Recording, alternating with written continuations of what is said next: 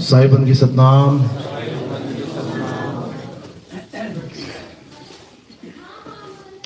तो आज परमपिता परमात्मा की अपार कृपा से जयपुर में ये मूल ज्ञान का सत्संग होने वाला है। बहुत बड़े भाग होते हैं उन जीवों के जब वो पूरे अपने जीवन काल में एक बार भी इस मूल ज्ञान को सुन पाते हैं, और उससे भी बड़े भाग होते हैं उन जीवों के जो इस मूल ज्ञान को थोड़ा सा भी समझ पाते हैं। क्योंकि हमेशा से कहता आता हूं मैं कि सुनना आसान है, घंटा दो घंटा बैठ के सुन लिया, लेकिन इसको समझना बहुत मुश्किल है। ये जल्दी समझ में नहीं आता। ये केवल उसकी समझ में आता है जिस पर परमात्मा की कृपा हो, बंदी छोड़ की दया हो, जिस पर कुल के मालिक उस परमपिता परमात्मा की दया हो। नहीं तो ये ज्ञान किसी के समझ में आने वाला नहीं है। बल्कि इस ज्ञान को सुन के इसका विरोध करने लग जाओगे अगर उसकी दया नहीं है आप पे। पूरा विरोध करोगे, जोर शोर से विरोध करोगे, नहीं झूठा ज्ञान है, झूठा ज्ञान है, झूठा ज्ञान है। लेकिन अच्छी बात है, क्योंकि सत्य की शुरुआत, सत्य का स्वागत विरोध से ही होता है। विरोध करना भी अच्छी बात है। क्यों? क्योंकि तुम चाहते हो कि सत्य सत्य की जंग हो ही जाए, तभी तो विरोध कर रहे हो। तो जो विरोध करते हैं वो फिर परख करते हैं कि इतने कॉन्फिडेंस से अगर कुछ बात बोली जा रही है तो आखिर इसमें सार क्या है। उसके बाद खोज शुरू हो जाती है। क्यों विरोध क्यों कर रहे हैं? क्योंकि आज तक उन्हें जो कुछ बताया गया वो उसी को सत्य मान के बैठे हैं। इसमें कोई बुराई नहीं है। कोई अगर आपको अच्छी चीज बताए तो उसको अपनाना चाहिए। हिंदुओं के पैदा हो गए तो मंदिर ले गए माता पिता, अच्छी बात है। मंदिर जाके पूजा पाठ कर रहे हो, बहुत अच्छी बात है। मुसलमानों के यहाँ पैदा हो गए, कुरान पढ़ा दी गई, नमाज पढ़ा दी गई, पहुंचा दिया आपको मस्जिद पे, अच्छी बात है। अल्लाह को याद कर रहे हो, अल्लाह को पाना चाहते हो, अच्छी बात है। सिखों के यहाँ पैदा हो गए, गुरुद्वारे पहुंचा दिया गया, गुरबाणी का पाठ कर रहे हो, वाहिगुरु नाम जप रहे हो, अच्छी बात है, बहुत अच्छी बात है। ईसाइयों के आ गए, हालेलुया हालेलुया करने लग गए। ईसाइयों के यहाँ पैदा होके चर्च में जा रहे हो, अच्छी बात है। भगवान का नाम ले रहे हो, ईसा मसीह का नाम ले रहे हो, गॉड का नाम ले रहे हो, अल्लाह का नाम, वाहिगुरु का नाम, अच्छी बात है कि कहीं ना कहीं जुड़े हो, इसमें कोई बुराई नहीं है। लेकिन जो ज्ञान तुम्हें दिया गया है मंदिर में, मस्जिद में, गुरुद्वारे में, चर्च में, उस ज्ञान को परख लो। बस दिया गया है, अच्छी बात है, लेकिन उस ज्ञान को परखो कि उस ज्ञान से मेरा कल्याण होगा कि नहीं होगा। बचपन में जब हम गए थे स्कूल में, आंगनबाड़ी में, तो वहां प्लास्टिक के सेब, प्लास्टिक के संतरे, क्ले मिट्टी के केले, क्ले मिट्टी के अंगूर दिखा दिखा के बच्चों को पढ़ाया जाता था। बच्चों ये क्या है? और बच्चे कहते थे ये केला है, ये अंगूर है, ये आम है। वो बच्चे थे, वो देख रहे थे कि हाँ ऐसे ही केला होता है, ऐसा ही आम होता है। लेकिन अगर आज क्ले मिट्टी का आम आपको पकड़ा दिया जाए हाथ में और आपसे पूछा जाए ये क्या है, तो तुम क्या उसको आम बोलोगे? तुम क्या बोलोगे उसको? मिट्टी बोलोगे। मिट्टी का आम है, नकली आम है, असली नहीं है। असली आम कहां मिलेगा? पेड़ पे टंगा मिलेगा। मिट्टी का आम भी देगा कभी पेड़ पे टंगा हुआ? कभी नहीं दिखेगा वो। तो बड़े होके परख हो जाती है। इसका मतलब ये नहीं कि तुम टीचर से जाके लड़ने लग जाओ। तुम मुझे बचपन में मिट्टी का आम दिखा दिखा के कहते रहे ये आम है, बड़े पापी जीव हो तुम। तो ऐसा नहीं है। तुम्हारी बुद्धि उतनी थी, तुम्हारी बुद्धि का स्तर उतना था कि उन्होंने नकल को दिखा दिखा के असल से प्यार करना सिखा दिया। तुम राम जी से प्यार करते हो, तुम कृष्ण जी से प्यार करते हो, तुम जिससे भी प्यार करते हो, कैसे करते हो? पत्थर की मूर्तियां पूज के। तुम्हें पुजवाया क्या जा रहा है? पत्थर की मूर्ति। और प्यार किससे करवाया जा रहा है? उस राम से जो पत्थर नहीं थे। राम जी पत्थर के थे क्या? कृष्ण जी पत्थर के थे क्या? लेकिन तुम्हारी बुद्धि का स्तर नहीं है। तुम्हारी बुद्धि का लेवल नहीं है कि तुम राम और कृष्ण जी को समझ पाओ, इसलिए क्या कर दिया गया, पत्थर का राम पत्थर का श्याम बना के पुजवा दिया गया। अच्छी बात है, लेकिन कहां तक अच्छी बात है, बस आपने ये जानना है कि ये ज्ञान अच्छी है, अच्छा है, एलकेजी यूकेजी अच्छा है, लेकिन कहां तक? सारी उम्र एलकेजी यूकेजी में रहोगे तो डॉक्टर बन जाओगे क्या? नहीं बन पाओगे। तो कहां तक ज्ञान वो सही है और आगे का ज्ञान क्या है, इसको समझना पड़ेगा। तो आज का सत्संग इसी विषय पे रहेगा कि आखिर सत्य क्या है और असत्य क्या है। तो आज का सत्संग शुरू करने से पहले परमात्मा के नाम पे जयकारा लगाएंगे।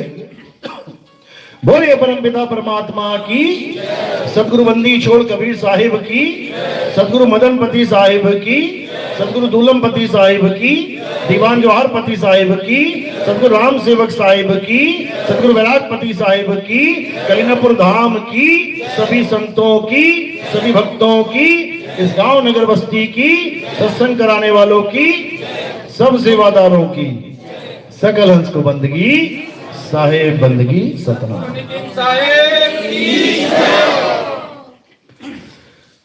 तो बस हमारे जीवन का एक ही उद्देश्य है भाई, हमारे जीवन का एक ही उद्देश्य है। अगर वो तुम्हें पता लग गया तो तुम जीवन सफल कर सकते हो, अगर वो पता नहीं लगा तो तुम कभी जीवन सफल नहीं कर सकते। एक ही उद्देश्य है, ना हिंदू ना मुसलमान ना सिख ना ईसाई, इन चीजों से ऊपर उठ जाओ।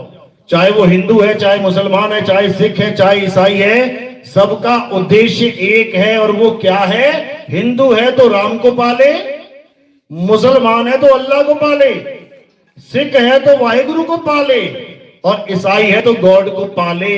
पाना ही उद्देश्य है, जपना उद्देश्य नहीं है। कि हिंदू है तो राम राम जप ले, मुसलमान है तो अल्लाह अल्लाह जप ले, सिख है तो वाहिगुरु वाहिगुरु जप ले, ईसाई है तो गॉड गॉड जप ले। जपना उद्देश्य नहीं है। अगर जपना उद्देश्य होता, जपने से मुक्ति मिलती, तुमसे ज्यादा तोता जप लेगा नाम। कभी रटवा के देख लेना, तो बढ़िया बार जपेगा, पूरा दिन वही बोलता रहेगा, तो उसकी मुक्ति हो जाएगी क्या? उसका भी तो मुख शुद्ध हो जाना चाहिए। हम लोग कहते हैं नाम जपने से क्या होता है, मुख शुद्ध हो जाता है। अरे तुम कितना ही नाम जप लो, उसके बाद थोड़ा सा रोटी का टुकड़ा जीभ पे लगा के किसी को खिला के दिखाओ जरा, मुख शुद्ध हो गया तुम्हारा। तो खाएगा कोई क्या? कोई नहीं खाएगा, झूठा है। राम राम जप के भी झूठा है। इसका मतलब उस राम नाम में दमी नहीं है, जो झूठे को सूचा कर दे, नहीं कर सकता। अभी कोई हरिजन हो, कोई शूद्र हो, पूरा दिन राम राम राम राम कर रहा है, और क्यों कर रहा है? पंडित जी ने कहा है कि मुख शुद्ध हो जाता है। हरिजन के मुंह से लगा हुआ एक निवाला खा के दिखा दे, तेरे ही राम की पूजा कर रहे हैं, तेरा ही राम जप रहे हैं, किसी और का नहीं। खा के दिखा दे कोई ब्राह्मण, तब माने कि मुख शुद्ध हो जाता है। नहीं हो सकता।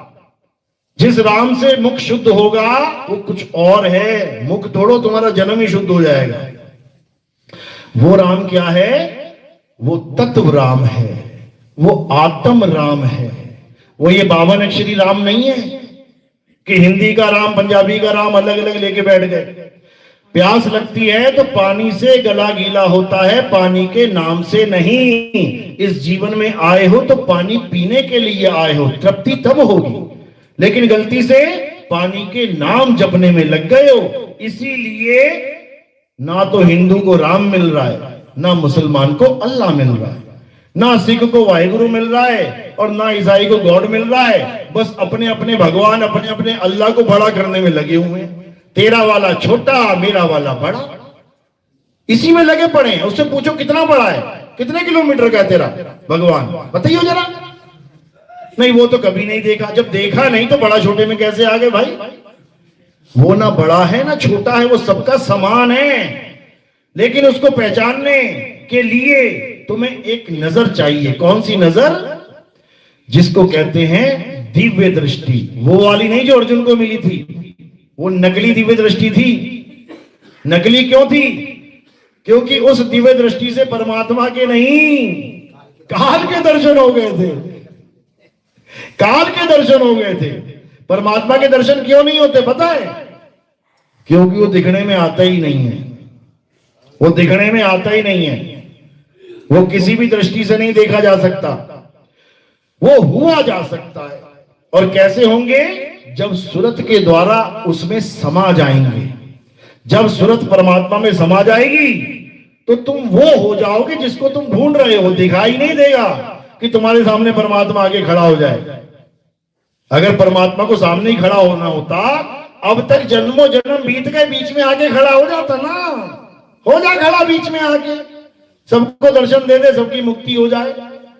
ऐसा कोई परमात्मा नहीं है भाई जो सामने बीच में आके खड़ा हो जाए। खड़ा कौन होगा बीच में आके?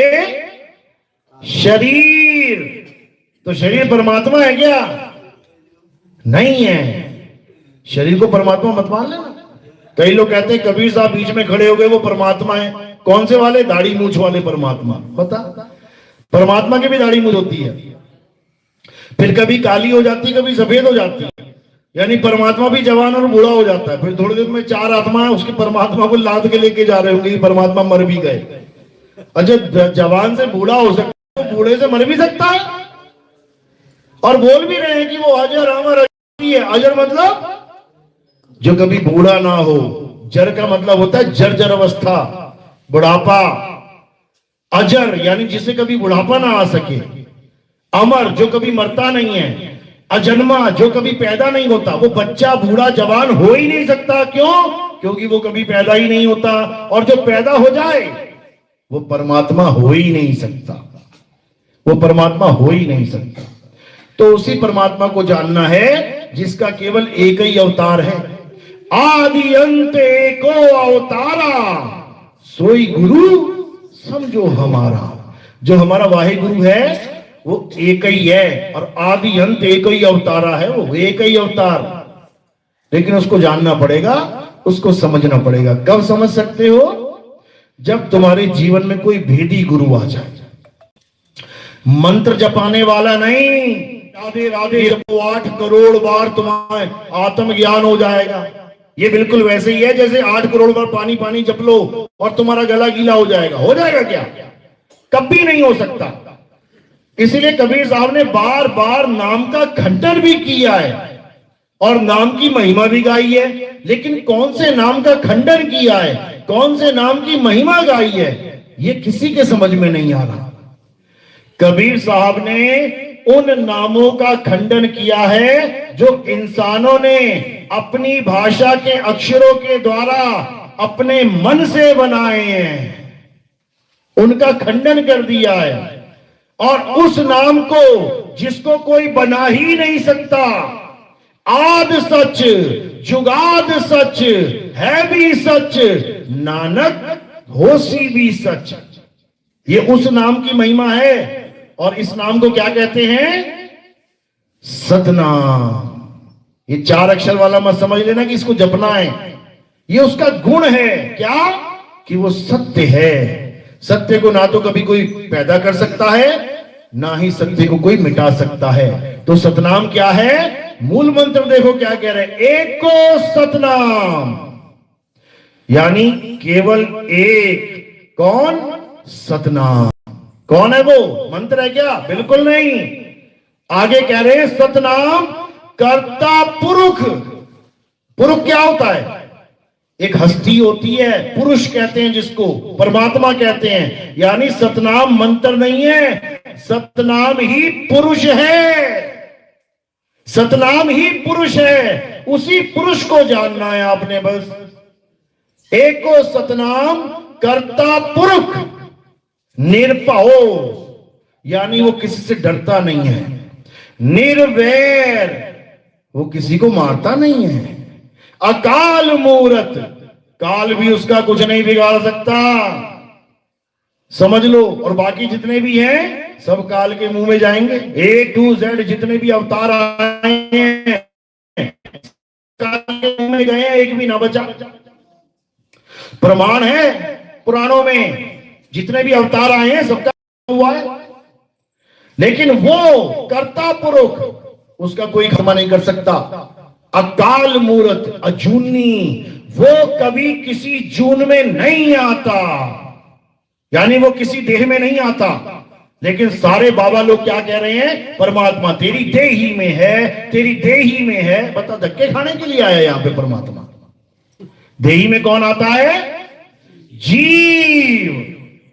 देह एक बंधन है, ये 5 तत्वों का पिंजरा है। 5 25 3 का पिंजरा, वाह में तुमको राखे हो, तुमको बिसर गई सुध घर की, महिमा अपनी भाखे हो। 5 25 3 का पिंजरा, ये पिंजरा है। इस पिंजरे में परमात्मा नहीं रहता। पिंजरे में कौन रहता है? जीव। बंधन में परमात्मा नहीं रहता, बंधन में कौन रहता है? जीव। तभी कह रहे हैं बहुबंधन में बांधिया एक बेचारा जीव, और केवल छूटे आपने जो न छुड़ाए पीव। यानी अपने बल से कैसे छूटेगा? जो लोग कहते हैं अपने बल से ही छूट जाएगा, एक भैंस तो छूट ना पा रही है, बंधी हुई है बेचारी सुबह से शाम तक। एक हाथी नहीं छूट पा रहा है, शेर नहीं छूट पा रहा है, सबको बांध दिया इंसान ने। तो ये जीव को कौन छुड़ाएगा? इसको परमात्मा छुड़ाएगा। केवल छूटे आपने जो ना छुड़ाए पीव। अब जीव और पीव 2 हो गए यहां पे। जो लोग जीव को परमात्मा मानते हैं, पारक सिद्धांत वाले, ये कभी भी पीव की बात ही नहीं करते। कहते पीव नाम की कोई चीज नहीं है, जीव ही जीव है बस। यानी गधे कुत्ते बिल्ली बकरा हाथी घोड़ा बनते रहो, कभी मुक्ति होने वाली नहीं है। क्यों? क्योंकि ये जीव और प्रकृति यानी जड़ को, दोनों को अनादि मानते हैं। यानी अनादि मतलब जो शुरू से था। और कबीर साहब ने क्या बोला है? जो शुरू से था वो कौन है?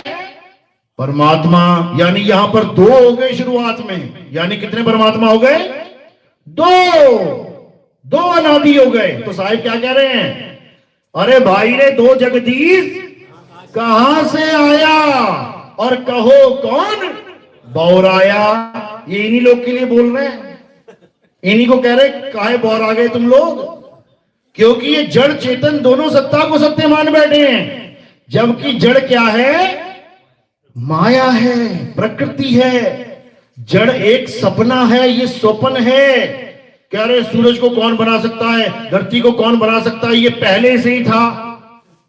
बताओ, तुम्हारे सपने में भी आता है, महल तुम्हारे सपने में भी आता है, जंगल तुम्हारे सपने में भी आता है, समुंदर वो किसने बनाया? जाओ खोज के आओ, वो भी पहले से ही था। अरे ये जड़ और सरगुण निर्गुण ये दोनों कल्पना है। जड़ यानी स्थूल और सपना यानी सूक्ष्म, ये कल्पना है। तुम इसको कैसे सत्य मान बैठे? तुम इसको कैसे अनादि मान बैठे? लेकिन नहीं समझ में आ रहा है। वाणी गा रहे हैं, उमा कहूं मैं अनुभव अपना, सत हरि भजन जगत सब सपना। और सपने के जगत को सत्य मान बैठे हैं। सपने में भोले शंकर मिले, सपने में यानी जगत में भोले शंकर मिले, जगत में राम जी मिले। अयोध्या कहां है? जगत में ही है ना। और जगत क्या है? सपना। तो सपने में राम जी आ गए, सपने में कृष्ण जी आ गए, तो सपने का एक अंग सपना होगा, ये सत्य होगा। सपना तुम्हारे माँ, तुम्हारे बाप, तुम्हारा भाई, तुम्हारा बहन, तुम्हारा सारी दुनिया एक सपना है। सपने में जो भी मिल रहा है वो सपने का ही अंग है। सत्य क्या है? सत्य हरि भजन। यानी जो गुरु तुम्हें नाम देगा वो तुम्हें सपने से परे का नाम देगा, वो सपने वाला नाम नहीं देगा। यानी जो कुछ तुम सपने में देख रहे हो, गुरु उससे तुम्हें छुड़वा देगा। तुम्हें मंदिर दिख रहा है ना दुनिया में, दुनिया क्या है? सपना। मंदिर भी सपने में ही है, छुड़वा देगा सपना। मस्जिद दिख रही है ना, दुनिया में दिख रही है ना, सपना है ना, मस्जिद भी छुड़वा देगा। चर्च दिख रही है ना, गुरुद्वारा दिख रहा है ना, कहां दिख रहा है? सपने में, छुड़वा देगा। ये सारे नाम जितने भी दिख रहे हैं, का खा गा आ ई ऊ, राम अल्लाह वाहिगुरु गॉड, कहां दिख रहे हैं? ये सपने में, इसको भी छुड़वा देगा। ये सारी आवाजें जितनी भी तुम सुन रहे हो, ये सारी आवाजें सपने में है, इसको भी छुड़वा देगा। और क्या लिखाएगा? सत हरि भजन। अब ये हरि उसको मत समझ लेना जिसको तुमने हरि मान लिया है, विष्णु जी। हरि का मतलब होता है जिसकी वजह से तुम्हारी काया हरी भरी है, वो है हरि असली। जिसने सबको हरा भरा कर रखा है, उसने छोड़ दिया ना तो ये हरा भरा सूख जाएगा काम। उस हरि को भजना है जिसकी वजह से हम सब हरे भरे हुए बैठे हैं। सत हरि भजन। और वो क्या है, कौन है?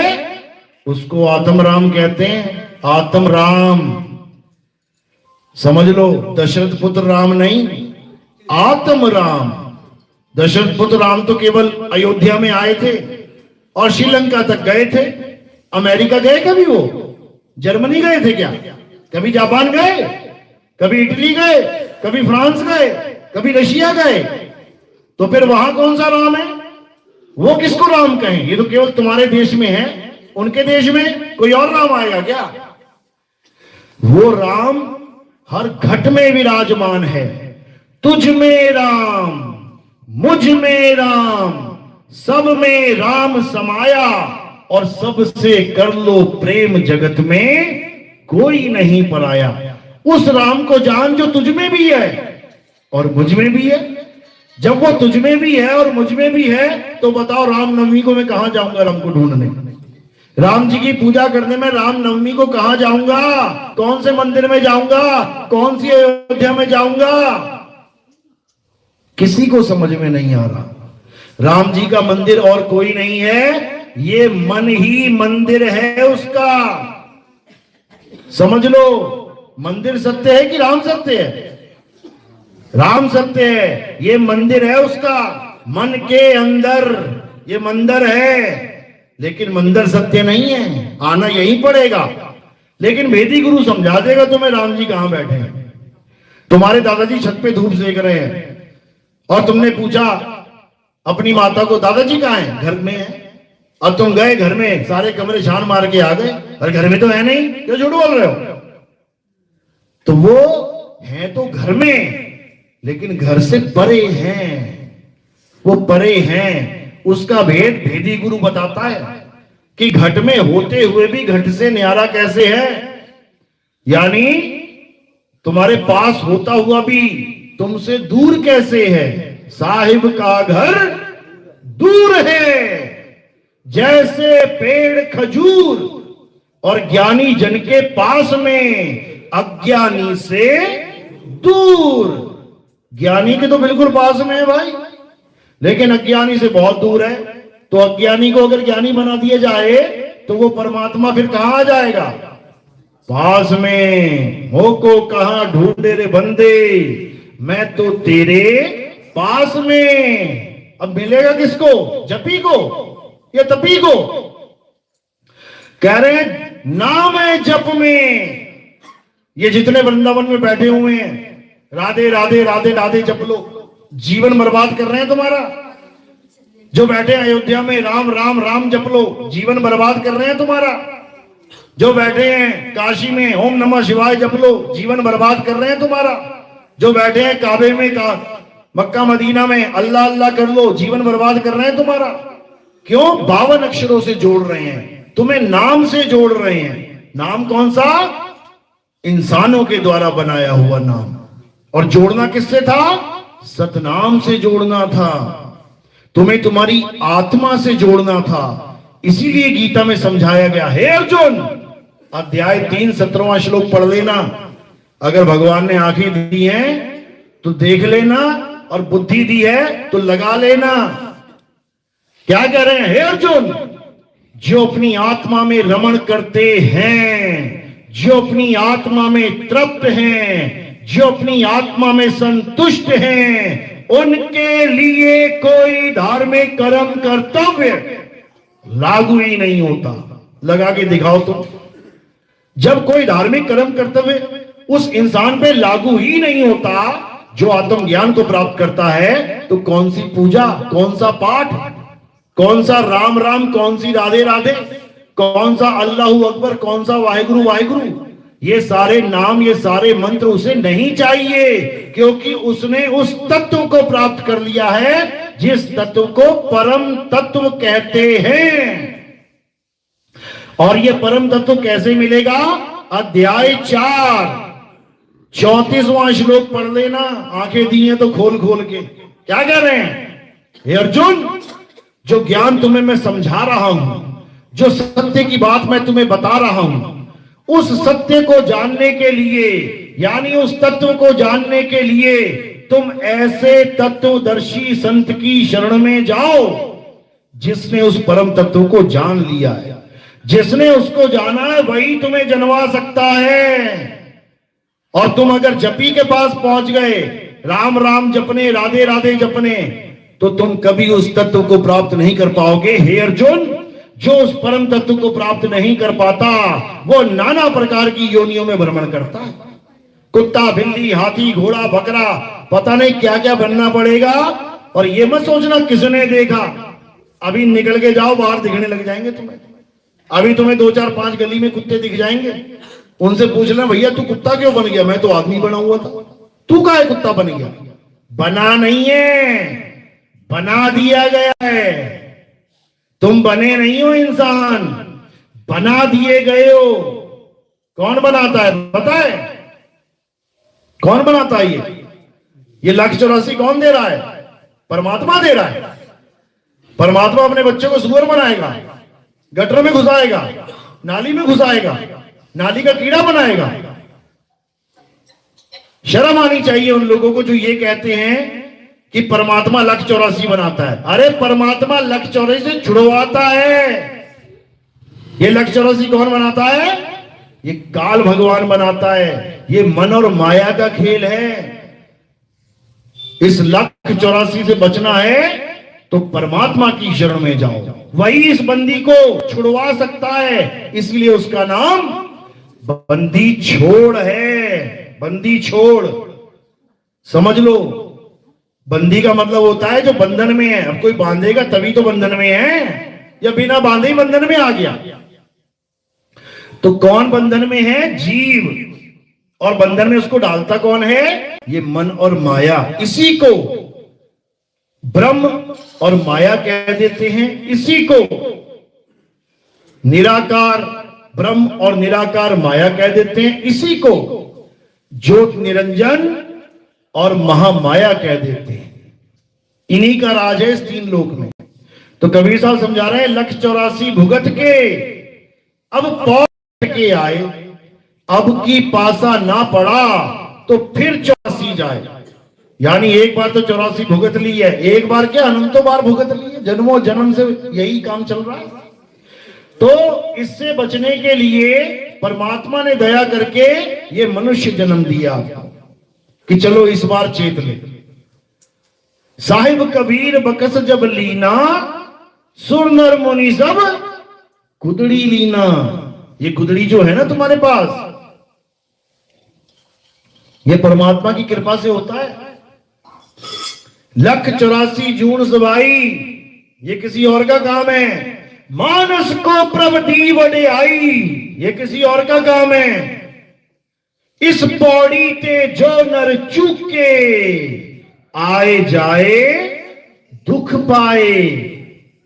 ये परमात्मा का काम है। तुम्हें इंसान जन्म दे दिया गया है। अब तुम्हारा क्या फर्ज बनता है कि तुम उसके असली नाम को जान लो। कहते ना, एक तू सच्चा, ये तो सबको पता है।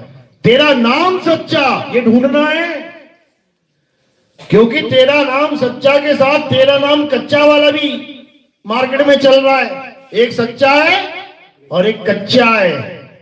एक असली हीरा है, वो सच्चा है, पक्का है, घन की चोट सह लेगा। और एक नकली हीरा है, वो 2 मिनट लगेंगे उसको, चूरा चूरा हो जाएगा। तो पक्का नाम और कच्चा नाम, इसको समझना पड़ेगा। सिखों में कहते हैं ना, ये पक्की वाणी है, ये कच्ची वाणी है।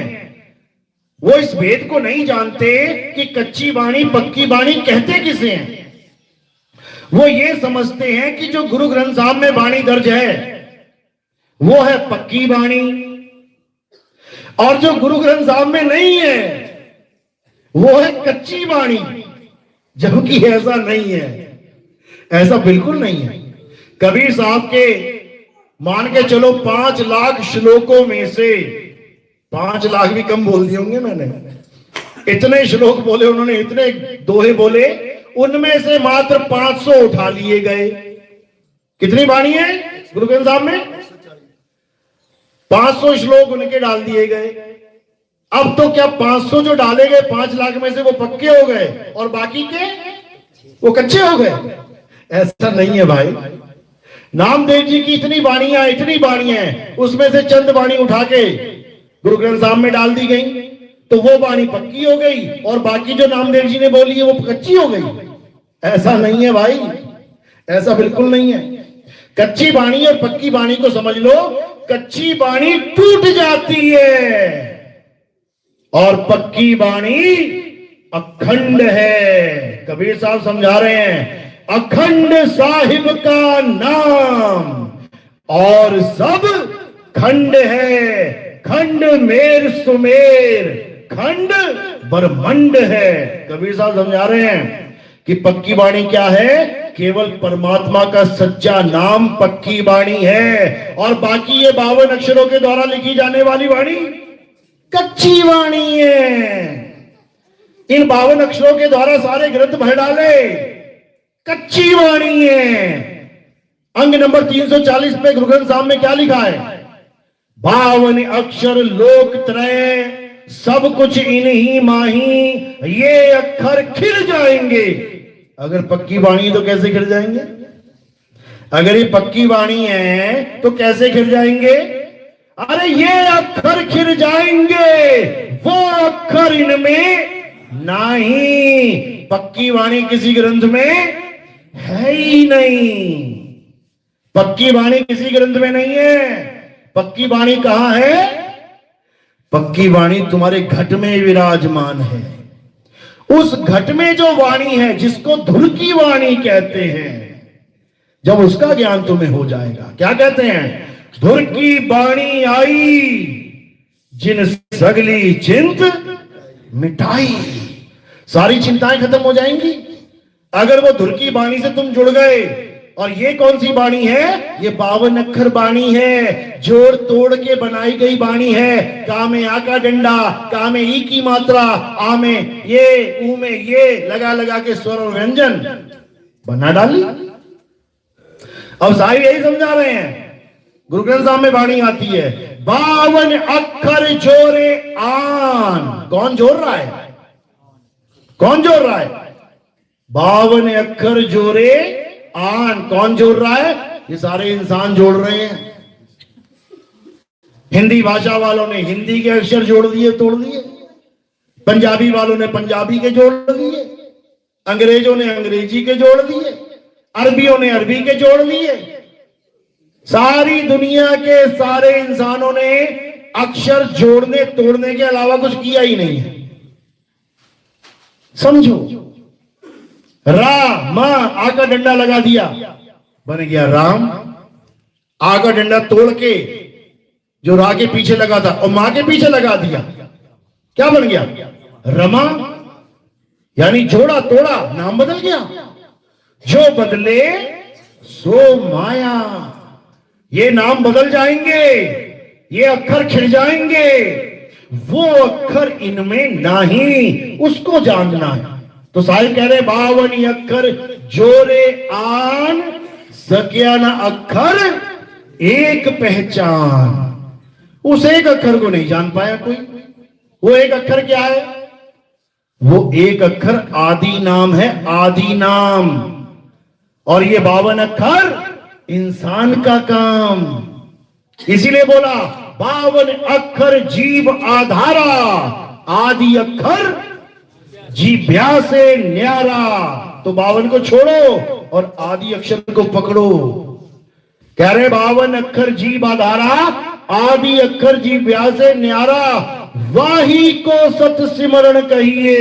इन 52 अक्षरों के नाम को सिमरण नहीं कहते, इन 52 अक्षरों के नाम को जाप कहते हैं। जाप, जाप और सिमरन, इन दोनों में जमीन आसमान का अंतर है। क्या अंतर है? जैसे मैं तुम्हें कहूं अपने पिता का नाम जपो, तो ये जाप हो गया। मैं कहूं अपने पिता का ध्यान करो, वो सिमरन हो गया। सिमरन यानी ध्यान करना।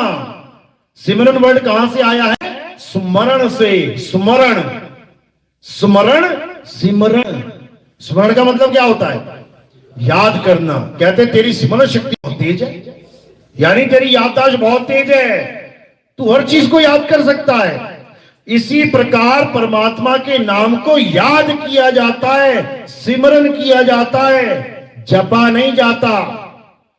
जपने वाले नाम इंसानों के द्वारा बनाए जाते हैं। तो इसी सिमरन के ऊपर साहिब ने इतनी वाणियां बोली, लेकिन कोई समझ ही नहीं पाया। बाबा नानक कह रहे एको सिमरो नानका, जो जल थल रहा समाए, और वाही को क्यों सिमरिए, जो जम्मे ते मर जाए। उसका सिमरण क्या कर रहा है? जो पैदा होता है और मर जाता है, उसका सिमरण कर, जिसकी वजह से ये जल थल, ये क्या है? ये 5 तत्व हैं, जिसकी वजह से ये 5 तत्व जीवित हुए बैठे हैं, जिसकी वजह से ये काया जीवित हुई बैठी है। उस आत्म तत्व को जान। तत्व ज्ञान है ये, मंत्र ज्ञान नहीं है। तो साहिब क्या कह रहे हैं? 52 अक्षर जोरे आन, सके न अक्षर एक पहचान। सत्य का शब्द, 2 चीजें आ गई। एक आ गया सत्य, सा और ता। एक है सत्य का शब्द। अब ये शब्द क्या है?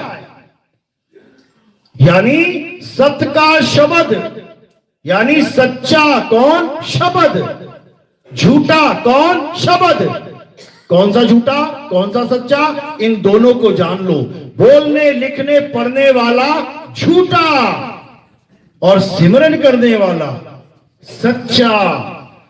पानी पानी जपना झूठा, और पानी पीना सच्चा।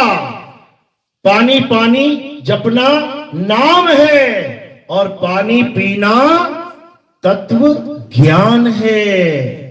तत्व की बात चल रही है। तो क्या कह रहे हैं? सत्य का शब्द कबीरा कहे, पंडित होए सो अनपढ़े रहे।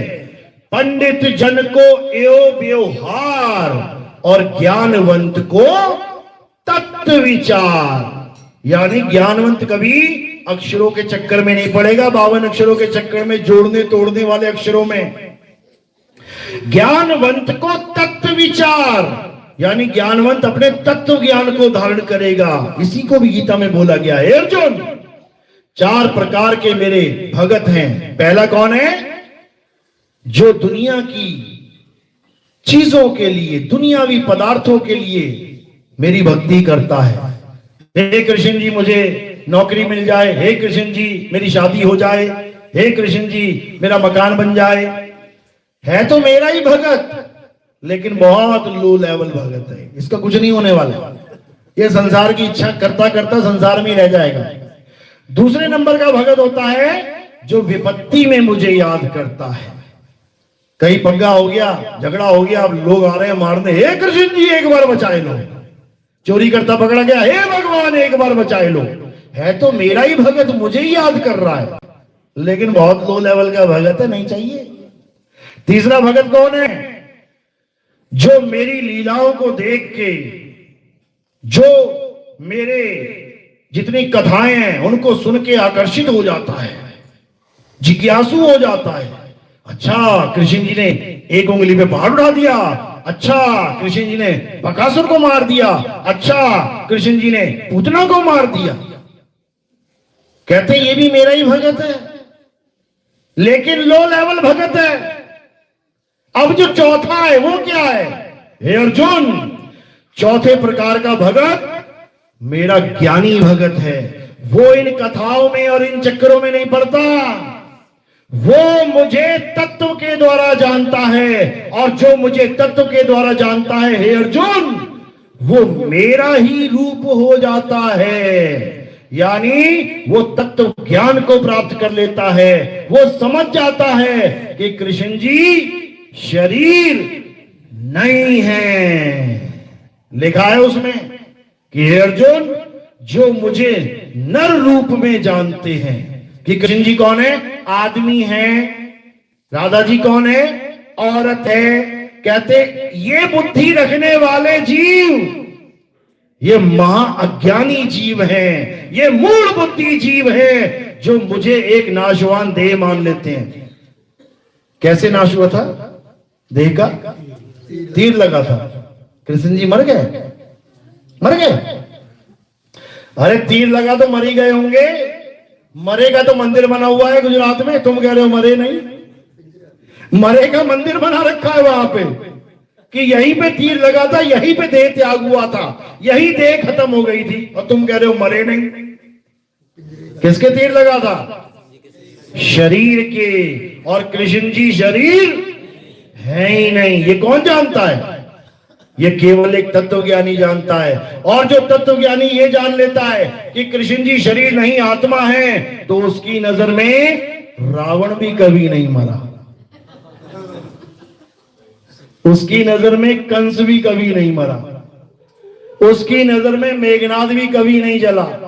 ये तुम हर साल जलाते हो ना, ये मूर्खों की मंडली है, समझ लो।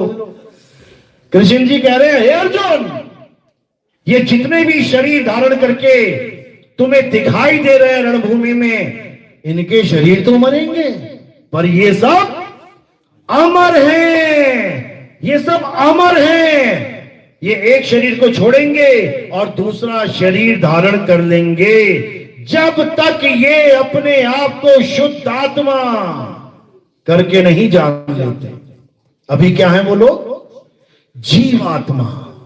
अभी तक वो जीवात्मा है, इसीलिए अपने आप को आदमी और औरत मान के बैठे हैं। अभी तक जीवात्मा है, इसीलिए कृष्ण जी को आदमी और राधा जी को औरत मान के बैठे हैं। जिस दिन ये अपने आप को शुद्ध आत्मा करके रूप जान लेंगे, उस दिन इनके लिए कृष्ण जी और राधा जी शरीर नहीं रह जाएंगे। इनके लिए ना तो कभी शरीर पैदा हुआ, कृष्ण जी पैदा हुआ, और ना ही कभी कृष्ण जी का अंत होगा। इनके लिए शरीर पैदा हुआ और शरीर का अंत होगा। तो ये ज्ञान कब होगा? जब तुम्हारे जीवन में कोई आत्मज्ञानी गुरु आ जाएगा। ये जपी तपी सन्यासियों के बस की बात नहीं है भाई। वो तो कृष्ण जी छोड़ो, पत्थर को भगवान मान के बैठ गए। समझ लो, पत्थर कभी भगवान नहीं हो सकता, कभी नहीं, कभी भी नहीं हो सकता। जड़ है, चल नहीं सकता, खा नहीं सकता, पी नहीं सकता, बोल नहीं सकता। इसलिए आत्मा को जानो, आत्मा ही सत्य। तो अब क्या करना है? अब हमने ऐसे गुरु को धारण करना है जो हमें हमारी आत्मा का ज्ञान दे, ना कि हमें किसी और का नाम जपवाए। अच्छे से समझ लो, हमें हमारी आत्मा का ज्ञान दे मतलब हमें हमारा अपना पर्सनल नाम दे, मुझे मेरा निज नाम दे, मुझे मेरे नाम के बारे में बताए कि मेरा नाम क्या है। मुझे भगवानों के नाम बहुत सारे याद है, गुरु जी से ज्यादा मैं रट के बैठा हूं। गुरु जी को तो 4 5 7 आते होंगे। कहो चेले जी को 108 नाम पता और राम जी के गुरु जी ना बता पाए, तो गुरु से बड़ा तो चेला ज्ञानी हो गया। नाम का ज्ञानी नहीं होना है। कौन सा ज्ञानी होना है? आत्मज्ञानी होना है। आत्मज्ञानी। तो आत्मज्ञानी क्या करता है? आत्मज्ञानी कभी किसी का नाम नहीं जपता। वो क्या करता है? वो अपना निज नाम धारण करता है। इसीलिए कबीर साहब ने वाणी में बोला, 3 गुणों की भक्ति में ये भूल पड़ा संसार, और कहे कबीर निज नाम बिन। किसके नाम बिन? निज नाम। निज क्या होता है? तुम्हारा नाम। क्या नाम है आपका? मनवल, बनवारी। अब ये सोच के बैठ रहे हैं मेरा नाम बनवारी है, इसीलिए बन बन भटक रहे हैं। इनका नाम बनवारी नहीं है, दे दिया गया। किसने दिया? माता पिता ने। माता पिता ने भी नाम दिया, दान में दिया, पैसा तो नहीं लिया था, फ्री में दिया ना। इसको भी दान में दिया, इसको भी नामदान कहते हैं। माता पिता ने नामदान दे दिया। एक नामदान गुरु देगा, कहते ना हम नामदान लेने जा रहे हैं, आजकल तो नामदान भी पैसे में मिलता भाई, लेकिन कहने में आता है नामदान लेने जा रहे हैं। अब गुरु कौन सा नाम देगा? निज नाम देगा। तो निज नाम तो बनवारी बोल दिया, तो गुरु क्या कहेगा? अरे ऐसे गुरु बैठे जो तुमसे तुम्हारा नाम पूछेंगे, जैसे मैंने पूछा, वो कहेंगे क्या नाम है तेरा? बनवारी। बनवारी बनवारी जब तेरा नाम क्या है? सुलेखा। सुलेखा सुलेखा जब पता लगा बनवारी है, थोड़े दिन बाद अखबार में निकाल दिया मेरा नाम बनवारी नहीं, मेरा नाम पनवारी है। अब गुरु जी का भाई इसने नाम ही बदल दिया, क्योंकि तुम्हारे नाम बदल सकते हैं, तुम जब मर्जी बदलवा लो। अखबारों में जाके देखो, मैं ये घोषणा करता हूं कि मेरा आज से मेरा नाम महेश नहीं, मेरा नाम रमेश है, 50 दिखा दूंगा मैं, तो निज नाम भी बदल गया। ये गुरु भी ठग हैं, ये तुम्हें 52 अक्षर नाम दे रहे हैं, जो माता पिता ने दिया वही तुम्हें चेप दिया, जबकि हमारा असली नाम क्या है? कबीर साहब वाणी में समझा रहे हैं, विवेकी होगे पकड़ लोगे। क्या कह रहे हैं? निज नाम क्या होता है? अरे सत्य स्वरूपी नाम साहिब का, सो निज नाम हमारा। अब बताओ कौन सा नाम है?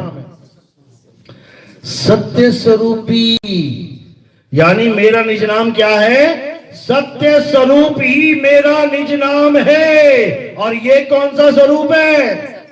असत्य स्वरूप। कबीर साहब को आदमी मानोगे, असत्य स्वरूप पकड़ लिया है। रविदास जी को आदमी मानोगे, असत्य स्वरूप पकड़ लिया है। कृष्ण जी को आदमी मानोगे, असत्य स्वरूप पकड़ लिया है। और अगर सबको आत्मा जान लिया तो सत्य स्वरूप ही पकड़ लोगे। तो ये कब पकड़ोगे? जब तुम खुद को जानोगे।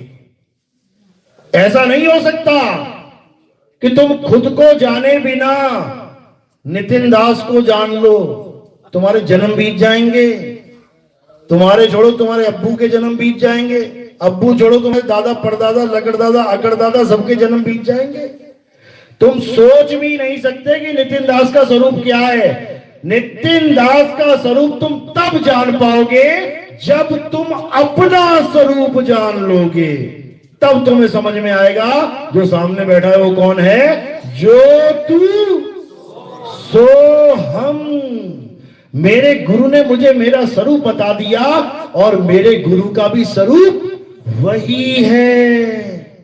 तो ही मोही, मोही तो ही, अंतर कैसा, ये तब समझ पाओगे। नहीं तो ये दाढ़ी देखते रह जाओगे, काली थी अब सफेद हो रही है, समझ लेना।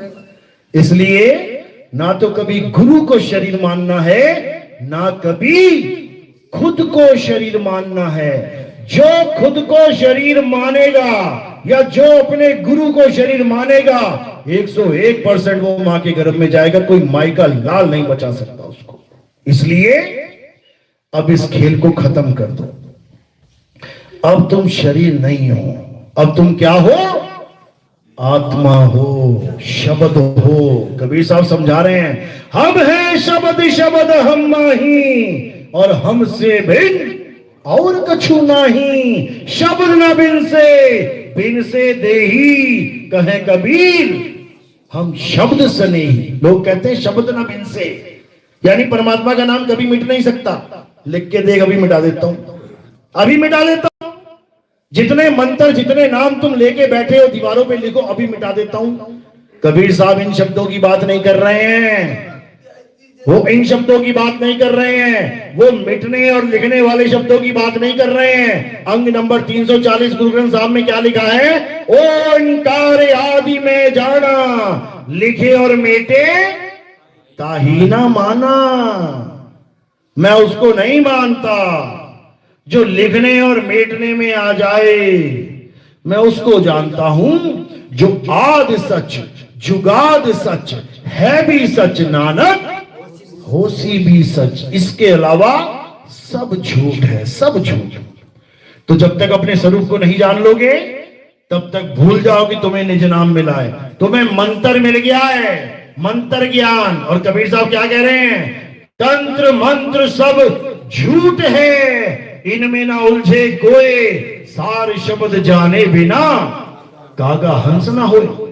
अब ऐसे भी गुरुजी बैठे हैं जो कान में सार शब्द टपका देंगे तुम्हारे, कहेंगे जरा बेटा तुम जाओगे, कान में कहेंगे फू, चलो जी हो गया सार शब्द। फू नहीं, ये थू है, ये थू है, नाम पे थू है। इसको कनफुक्का गुरु कहते हैं। कबीर साहब कह रहे कनफुक्का गुरु हद का और बेहद का गुरु और जब बेहद का गुरु मिले तब लहे ठिकाना ठौर, तब मिलेगा वो गुरु, तब मिलेगा वो परमपिता परमात्मा, जब तुम्हें सार शब्द का भेदी गुरु मिल जाएगा। और जो लोग कहते हैं सार शब्द नाम की कोई चीज नहीं होती, अज्ञानी जीव है। कभी सब क्या समझा रहे हैं? सार शब्द गही बाची हो मानो एतबारा, अक्षर पुरुषिक पेड़ और निरंजनवा की डारा। कह रहे अगर बचना चाहते हो काल जाल से तो सार शब्द को जान लो भाई। बिना सार शब्द के ये काल हारने वाला नहीं है। एक कुत्ते को नहीं हरा सकते तुम। लड़के देख लेना पिटबुल से, तुम्हारी नानी याद करवा देगा वो। लेकिन अगर तुम्हारे पास लठ है ना, खींच के मार देना एक बार सिर पे, ना टाउं टाउं करने लगा तो नाम बदल देना मेरा। कुत्ते को भी लठ चाहिए, तो वो तो काल है, मंत्रों से हार जाएगा क्या? तुम कुत्ते को मंत्रों से कंट्रोल नहीं कर सकते, तो वो तो काल है, किससे हारेगा? कहते हैं सार शब्द आए जेही विधि हाथा, तेही विधि काल नवावे माथा। कुत्ते को कंट्रोल करने के लिए हाथ में लठ चाहिए और काल को कंट्रोल करने के लिए सार शब्द चाहिए। और जिसके पास सार शब्द नहीं है, फिर बेटा हिसाब लगा लो 3 बार भूख लगती है उसे। सुबह ब्रेकफास्ट में, दोपहर को लंच में और रात को डिनर में। फिर तुम्हारा बिरयानी बनने वाला है बस थोड़े दिनों में। इसलिए बचना चाहो काल जाल से तो चीनो शब्द हमारा, और कहे कबीर अमर कर राखू जो निज होए हमारा। अमर तो अभी भी हो, अभी मर जाओगे क्या? डेट ऑफ बर्थ याद है तुम लोग को? फॉर्म में लिखते हो date of birth, ration card में डेट ऑफ बर्थ लिखते हो, याद है? क्या है डेट ऑफ बर्थ? याद है ना? जिसको याद है ना तो पक्का मरोगे तुम लोग, पक्का मरोगे। जिसने अपनी डेट ऑफ बर्थ याद कर ली, हैप्पी बर्थडे मना रहा है, बेटा पक्का मरेगा, क्योंकि तुम्हारा हैप्पी बर्थडे कभी होता ही नहीं है। You are immortal. ये तुम्हें नहीं समझ में आएगा। ये तब समझ में आएगा जब तुम अपने आप को जान जाओगे, अपने आप को पहचान जाओगे, तब समझ में आएगा। तो क्या करना है? अब इन 52 अक्षरों को छोड़ दो और आत्मा से सूरत को जोड़ लो। गगन में अगिया लागी बड़ी भारी, अरे ब्रह्मा जल गए, विष्णु जल गए शिव त्रिपुरारी, राम भी जल गए, लक्ष्मण जल गए, अरे जल किशन मुरारी। कहे कबीर सोई जन बच गए, जिन शब्द में सूरत संभारी। गगन में अगिया लागी बड़ी भारी। बोले परमपिता परमात्मा की सदा ही जय हो। साहिब बंदगी सतनाम। मेरी बात समझ में भी आ रही है कि हवा में जा रही है? किस किस के समझ में आ रही है? हाथ खड़ा करो। बहुत बढ़िया। अभी त्योहार आने वाले हैं, अभी मंदिर सजने वाले हैं और सारे भगत वहीं मिलने वाले हैं। तू क्या कर रहा है यहाँ पे? अरे सोचा पूजा कराऊंगा। अब कहाँ गई आत्मा? ऐसा मत करना भाई, ये इंसान जन्म है। अगर निशाना चूक जाए तो 84 में निकलना पड़ जाएगा तुम्हें। इसलिए बोला गया है निशाना कोई मारे संत सुजान। आत्मा के सिवा किसी पर भी भरोसा नहीं करना है। आत्मा ही अमर है, अजर है, अखंड है, अविनाशी है। और आत्मा को कौन प्राप्त करेगा? जीव। जीव प्राप्त करेगा आत्मा को, आत्मज्ञान को। आत्मा को जीव आत्मा मत समझ लेना। आत्मा सो परमात्मा। यानी उच्चतम अवस्था को आत्मा कहते हैं और नीचे की अवस्था को जीव कहते हैं। इसको अच्छे से समझ लेना। चलो तो आज का सत्संग यही समाप्त करते हैं। नाम दीक्षा वाले कौन है? हाथ खड़ा करो। पहली बार जो आए हैं दीक्षा लेने, प्रथम दीक्षा। दूसरी दीक्षा वाले कौन है? हाथ खड़ा करो। चलो काफी लोग हैं, बहुत अच्छी बात है, मालिक की कृपा है। ये जीव जाग रहा है, शुक्र मनाओ कि इस वेला में, इस समय ये सत्संग चल रहा है। नहीं तो इतने बाबा इतने बाबा इतने बाबा हैं, तुम गिन नहीं पाओगे, और तुम्हारे इतने जन्म करवा देंगे, वो भी तुम गिन नहीं पाओगे। इसलिए मालिक की कृपा है कि अब ये मूल ज्ञान आ गया है, जिसके लिए कबीर साहब ने धर्मदास जी को भी बोला था, धर्मदास मेरी लाख दुहाई, ये मूल ज्ञान बाहर ना जाई, पवित्र ज्ञान तुम जग में भाखो, मूल ज्ञान गुप्त कर राखो, मूल ज्ञान बाहर जो परही, बिचली पीढ़ी हंस न तरही, मूल ज्ञान तब लग पाई, जब लग द्वादश पंथ ना मिट जाए। तो द्वादश पंथ का ज्ञान खत्म हो चुका है, सिलेबस कंप्लीट हो चुका है। अब आगे डिग्री कॉलेज में जाना है भैया, 12 से आगे कॉलेज ही होता है। तो अब डिग्री कॉलेज में जाना है और ग्रेजुएट बन के निकलना है। चलो बोलिए परमपिता परमात्मा की सदा ही जय हो। साहिबन की सतनाम। अब आरती का समय। आरती कैसे करते हैं समझ लो। हमारे यहाँ कोई भी आरती किसी कैलेंडर, फोटो या किसी पत्थर की मूर्ति की नहीं होती। हमारे आरती किसकी होती है? आत्मा की आरती होती है। आत्मा की आरती कैसे करेंगे? कहीं से पकड़ के लानी पड़ेगी। मेरे पास आत्मा है, थैंक यू। इसी आत्मा की आरती होगी। यानी हमारे यहाँ जीवित गुरु की आरती होती है। हमारे यहाँ गुरु को शरीर नहीं माना जाता है। शरीर तो नाशवान देह है। गुरु कौन है? संत कौन है? आत्मा। इसीलिए बोला है संत हमारी आत्मा और हम संतन के जीव, संतन हम में रवि रहे, जीव आखन में घी। ये वही विवेक कर पाता है जो जानता है कि मक्खन में घी छुपा है। तुम्हारे पास 10 किलो मक्खन लेके आए कोई, तुम जानते हो कि ये मक्खन भी है और घी भी है, तुम चाहो तो उसको बना लो। लेकिन जो नहीं जानता कि मक्खन में घी है, वो उसको मक्खन ही समझता रहता है। तो इसी प्रकार ये काया मत समझ लेना भाई, ये आत्मदेव की आरती है। बोलिए परमपिता परमात्मा की सदा ही जय। तो कैसे करना है? थोड़े से फूल उठाने हैं, भर भर के नहीं उठाने, नहलाना नहीं है। 2 फूल उठाने, 2 पत्ते सिर पे रख देने हैं। सिर पे क्यों रखने हैं? क्योंकि जो काया है वो अंगूठे से लेके सिर की चोटी तक है। तो ये नाशवान देह को हमने फूल अर्पण नहीं करने, हमने किसको करने? आत्मदेव को। तो हमने क्या किया? शरीरों से परे आत्मदेव के चरणों में इन फूलों को चढ़ा दिया। शरीर से परे जब हम फूल रखते हैं तो आत्मा को समर्पित हो जाते हैं। तो फूल रखने आपने मेरे सिर के ऊपर। और कोई प्रचार प्रसार में योगदान करना चाहता है, क्योंकि आपको पता है कि हमारा प्रोग्राम टीवी पे भी आता है। आप सुबह सुबह देखेंगे साधना चैनल और ईश्वर टीवी, आपको मैं दिखाई दूंगा उसमें, मतलब मेरी काया दिखाई देगी। तो मेरी काया वहां क्या बोल रही होगी? बाकी बाबा भी दिखाई देंगे। वो क्या बोल रहे होंगे? वो कह रहे होंगे नाम जपो नाम जपो नाम जपो। और नितिन दास बीच में आ जाएगा, कहेगा नाम छोड़ो नाम छोड़ो नाम छोड़ो। ये नाम छोड़ो छोड़ो बोलने के लिए लाखों रुपये देना पड़ता है। बहुत सारे टाइम है, पूरा दिन मैं ही दिखूंगा आपको। बाबा लोग चले जाएंगे फिर भी मैं आता रहूंगा। मैंने प्रोग्राम ही ऐसा बना दिया है, क्योंकि उनका दिन में एक आधी बार प्रोग्राम आए, हमारा बहुत बार आएगा, चिंता मत करो। तो उसकी सेवा आप लोग के दान से होती है, क्योंकि आप ही भाई हैं। 195 देशों में हमारा प्रोग्राम चलता है। लोग जागते हैं, कोई नीदरलैंड से फोन करता है, कोई जर्मनी से, कोई फ्रांस से, कोई जापान से, कोई इटली से, दुनिया भर के फोन आते हैं। क्यों? क्योंकि आप लोग की सेवा से वो नाम छोड़ो उनके कानों तक पहुंच रहा है। आप लोग के लिए एक ताली हो जाए।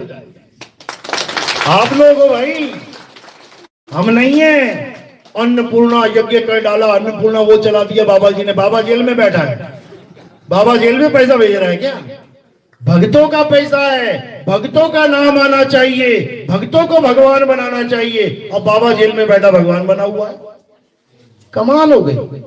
भक्तों का पैसा भक्तों के लिए जा रहा है तो ताली किसके लिए बननी चाहिए? भक्तों के लिए। भक्तों को बना दिया बिल्कुल जीरो और कैदी को बना दिया भगवान।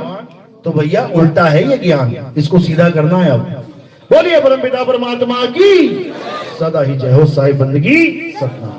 सद्गुरु सवद वेदी सद्गुरु निति साहेब की